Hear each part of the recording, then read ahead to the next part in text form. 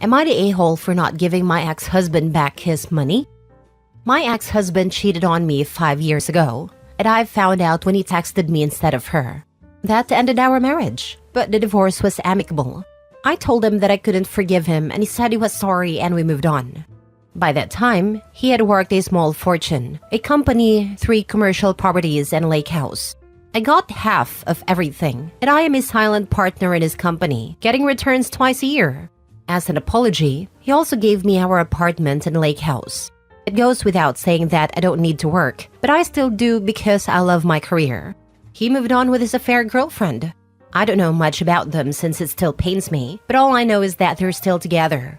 She contacted me in LinkedIn, telling me that since the divorce has cost him so much money, he has told her that he never wanted to get married again, nor move in together.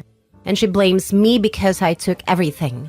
She is now pregnant, and according to her, my ex said that this wouldn't change his attitude towards moving in together or marriage. So now she is accusing me of being a thief, who is basically stealing her baby's chances of having a family. That I didn't need the money because I have a good job and everything was my ex-husband's. That I took advantage of him because he felt guilty. I haven't spoken to my ex in 5 years. I haven't even had the strength to answer him back every New Year to tell him to stop texting me Happy New Year because that's when we met. I don't know what to do. Is she right? Or should I ignore her? Now for the top comments before reading the mini update. Just block and ignore her. She played a stupid game and won a stupid prize. This is probably the best right answer, but I'm old, jaded, and just a little vicious. Personally, I'd send screenshots of her text to your ex-husband, but that's because I'm old, jaded, and not very nice. Me too, because I would have engaged in option 1 and 2. Go off and send it to him. Truth is that he probably doesn't want to marry her and is using OP as an excuse. After all, he's still contacting OP on New Year's. He doesn't sound like a catch, and neither does a fair partner. Yep, he regrets the divorce and won't get married because he's holding out hope. He gave her extra things in the divorce because he cares. If he didn't, he would have given her the bare minimum and dragged it out. So the homewrecker is blaming you for his fate. That's rich, not the a-hole. About the only thing that's rich about her. I bet you she pursued him because of his money, and now he won't marry or move in with her even after she got pregnant. Something tells me she tried to baby trap him. At least she can get hefty child support for 18 years. Not the a-hole. She expected to get the guy and all of the marital property. It's not your fault that this loony person didn't understand that marital property is half yours. Send a message on to your ex. Politely tell him that you don't appreciate his girlfriend contacting you to ask for money and to complain about their relationship status. Ask him to have a conversation with her about leaving you alone. I think she knows marital property is half. Hence, she wants to get married to him, but he won't do it. I've seen a lot of women who think this guy has a good job, a nice house, and a luxury car, and chase after him, but don't also consider that his wife of 10/20/30 years is entitled to half of everything, and the guy could end up paying child support, college costs, and/or alimony after divorce. Also, the guy and his first wife may have built a good lifestyle based on their spending/savings/investing decisions. But the second wife, who didn't work for that money or invest it slowly over time, may not have the interest or personality to add to the household wealth. That's the kind of woman who marries a guy, and then complains that he doesn't have as much money as she thought. Yeah, he has half as much money, more expenses, and the added burden of maintaining the expectations of the new wife/girlfriend. Mini update. Thank you everyone for the fast response. I was considering one of 3 options. Tell her off, tell him/forward her message to him, or ignore and block her. The majority are suggesting the latter, and I am inclined towards that too. Thanks and have a great weekend. I will try to read all your comments, but they're coming too fast. Sorry. Next story. Am I the a-hole for refusing to repropose after my fiancé lost her engagement ring? I, 29 male, proposed to my fiancé, 28 female 6 months ago with a beautiful ring that I saved up for over a year to buy. She was thrilled, and we've been happily planning our wedding since then. Last weekend, we went on a trip to the mountains for a little getaway. During one of our hikes, she realized that her engagement ring was missing. She was devastated, and we spent hours retracing our steps, but we couldn't find it. When we got back home, she asked if I could get a new ring and re-proposed to her to recreate this special moment. I told her that I understood how she felt, but buying another ring of the same quality would be financially challenging for me right now. I suggested that we could either wait until I could afford a similar ring or get a more modest ring for now and upgrade it in the future. She was upset and said that it wouldn't feel the same with a different ring and that the magic of the proposal was lost. She insisted that she wanted the moment to be recreated just as it was before. I told her that the important thing was our commitment to each other, not the ring or the proposal itself, and she accused me of not caring enough about her feelings and said that if I truly loved her, I would find a way to make it happen. Now, there's a lot of tension between us, and she's been distant ever since. I feel like I'm being practical, but she feels like I'm not valuing our engagement enough. Am I the a-hole for refusing to repropose with a new ring under these circumstances? Not a-hole. I would be horrified if I lost the ring my fiancé got me. No way would I expect him to replace it with conditions. Would really consider who you've asked to marry you and where their priorities lay. In the future, however, I would ensure the ring. Not only replace the ring, but redo the whole proposal. Lots of main character syndrome going on here. Run, OP. She is horrible to expect any of this. Hello, the door is open. Leave while you have the chance. You just got a view of what being permanently attached to her will be like. She ought to be ashamed for caring so little about securing something so precious. Not a-hole. If you really loved me, it's a trap to try to get you to do something. Not just illogical, but counterproductive. You have actual things that you need to use your resources on, besides sentimental, non-pressing moments to recreate. This actually sounds like some sort of test to see how far she can push you. Tread carefully. I would retort back, if you really valued our engagement, then you wouldn't have lost a ring. 100%. If anyone is entitled to be angry, it's you. If she can't take care of one precious ring, how many do you have to keep buying if she keeps losing them? I am wondering if the girlfriend really liked the ring and proposal at all. Oh no, lost a ring. Do over. Seems like a great way of getting what you really want. Next story. Am I the a-hole for saying that my ex-husband was just like his father because he canceled on our daughter yet again? I'm making this fairly quick. I feel like I went a tad bit far with my comment. So me, 36 female, and my ex-husband, 38 male, were together for 6 years, married for 2 before he left me. At the time, our daughter was a year old. She was 5. There were no warning signs. I left to go do a grocery shop, came home to him and his clothes/things gone, left a note saying he was in love with a new woman and wanted a divorce. Just like that. I got absolutely no closure from that. Any calls or messages were dodged, even when they were about our daughter. Literally nothing. During our divorce, he tried to fight for full custody despite at this point not having seen her for 6 months, which was denied because he was in the military and at times constantly moving. I got full custody. He got supervision with holidays if he's not deployed. Shortly after our divorce, he married his now wife and they settled down in the city we live in. He's still in the military, but now he's on a specific base.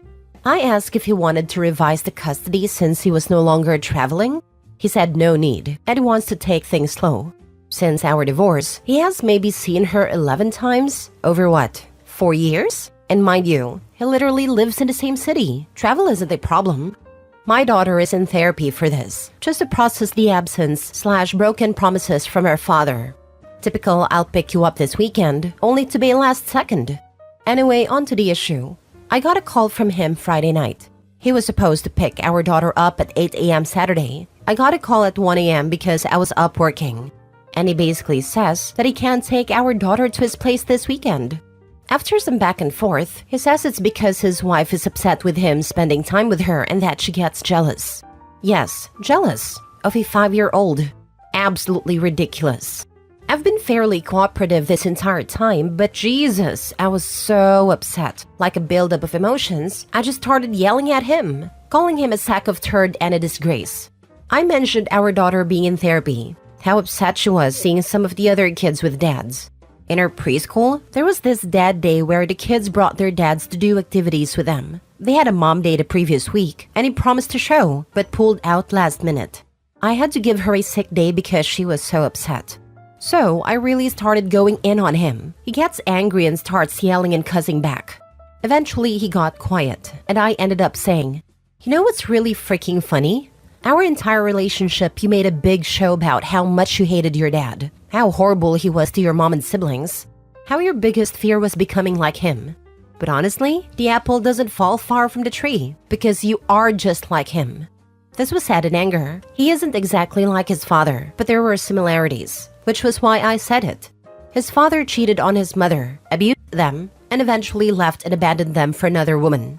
Take out the abuse part, in my opinion, they're the same. He didn't say anything for a couple of seconds, said Jesus Christ, and then he just ended the call. I haven't had contact with him since then. I absolutely did not feel bad at the time. I felt like my words were justified. But the longer it waits, the more I feel like I went too far. I ended up telling my parents what I said to get some feedback, and they said it was cruel and unnecessary. So, am I the a-hole? Now for the top comments. Not the a-hole. If the deadbeat dad shoe fits. OP, you are not the a-hole. He's a terrible father. The fact your parents don't find it cruel how he treats his own daughter. To me, truth hurts, and the fact his wife is jealous of a child is gross. Yes, he is cruel to his daughter. Why are her parents not standing behind her and telling her that her ex needed to hear what an a-hole he is to their daughter? Feel so bad for the little girl. OP's ex is a huge a-hole and loser. Being civil hasn't had any impact. Maybe this will be the wake-up call he needs, so not the a-hole. But you can't let him get your daughter's hopes up anymore. Therapy is good, but the repeated disappointment just causes setbacks for her. Yeah, I've been thinking about this too. It's just draining her, and she's at a point in her life where I feel like him not being in her life full-time would make it easier for her. I've been thinking about giving him an ultimatum of signing over full rights, or getting his act together and being a father. My dad left my mom when I was 2. He tried to stick around for a couple of years after, and it was hard on everyone. I think around kindergarten he stopped completely, and honestly, it was really hard at first, but it was for the best. I remember talking to my grandma and her asking if I'd rather have just one big disappointment or constantly be disappointed, and I chose the first. It sucks, and it took until becoming a mother to come to terms with it all. How a parent chooses not to be in their kid's life, I will never understand. And I'm so sorry you and your daughter are going through this. You are definitely not the a-hole. Last story. Am I the a-hole for not allowing my girlfriend to be a stay-at-home mom, even though I could afford to? My 29 male girlfriend, 23 female Emily, and I have been dating for 4 years and have lived together since last October. She graduated from college last year and was able to get a job that paid an okay salary for an entry-level position. She didn't like the job too much, but she mentioned that it had good opportunities for promotions and would look good on her resume, so she hoped to move on to more interesting work that she is more passionate about soon. In January, my girlfriend became pregnant with a girl by accident. It wasn't planned and we considered abortion, but decided to keep the baby. We have since been preparing for the birth. We have good relationships with both my and her parents, and both sets of parents have said they would be willing to babysit our daughter for free. Recently, my girlfriend told me that she would like to quit her job after the baby is born to be a stay-at-home mom. Her reasons for doing so were, 1, she's getting very attached to our baby, even though it's not born yet. And the idea of dropping her off with a babysitter, even if that babysitter is one of our parents who we know will take good care of it, makes her want to cry. 2, her mom was a stay-at-home mom, which allowed her to have home-cooked meals every day and do lots of fun stuff that she couldn't do with a babysitter. She wants to provide the same experience for our daughter. 3, she no longer likes her job and isn't sure if she wants to continue down the same career path. She regrets her major in accounting and wishes she had majored in something she is passionate about instead of something that just makes good money. 4, I recently got a promotion to a supervisory position in my company that came with a pay raise of nearly $40,000, so I can afford to support her and our daughter. 5, she didn't say it, but one of her friends recently gave birth and became a stay-at-home mom, so I'm sure that influenced her decision. She also tried to convince me by saying I would get more intimate moments every day, now that she would have more free time and energy for it, which I admit was tempting, and that she could cook all my favorite meals and do all the chores. I said no for a few reasons. 1. We were planning to buy a house in the next couple of years, and with me being the only one working, that would set us back by years in getting one. 2. I grew up poor. During my entire childhood, I only went to the movie theater a couple of times because my parents could not afford to take me out to do fun stuff like that often. For example, I got a new pair of shoes once a year and bought my clothes from Walmart. With both of our incomes, we have been able to enjoy a very nice lifestyle. We both drive nice new cars, go shopping or to nice restaurants or the movies regularly, and have also been on some nice trips and vacations. With only one income, we would have to curtail our spending by a lot. My girlfriend brought this up, but I don't really want to. With both of us working, we can keep our current lifestyle even after the baby.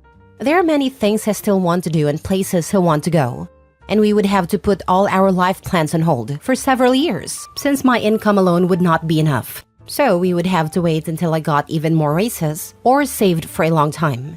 3. I just don't want the pressure of being the only person to provide for my family.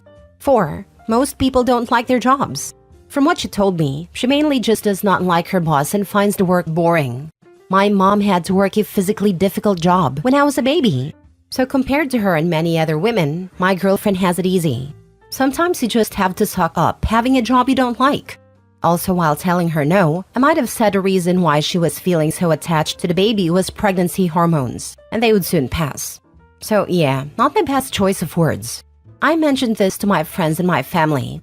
I've been told by some people that a true man provides for his family, and that I'm evil for wanting to separate a mother from her baby when I could afford to let her stay home. So am I the a-hole?